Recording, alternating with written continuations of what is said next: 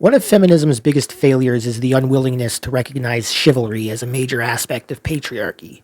Probably because it's one of the only aspects of patriarchy that actually benefits women, and they're not willing to divest from it, even as they're willing to divest from every other aspect of patriarchy. A big example is how some will still try to justify the Birkenhead drill, which was the women and children first order on the Titanic. They can't just concede that, yeah, it was actually super fucked up and unfair for the captain of the Titanic to do that to the men on board, and he totally shouldn't have done that. Instead, they have to go with this bullshit excuse that it was actually justified because men on other sinking ships couldn't be trusted to prioritize women and children's safety over their own.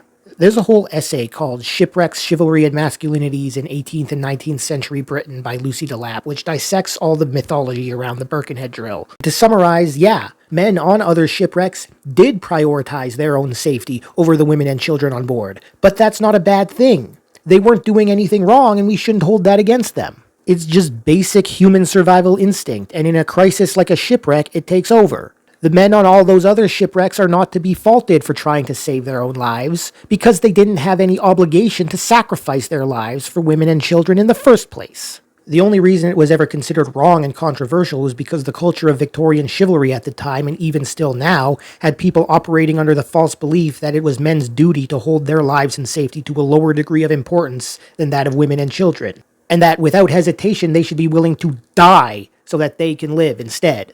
Which is a fucking bullshit social construct, and nobody, especially not those opposed to patriarchy, should be condoning it.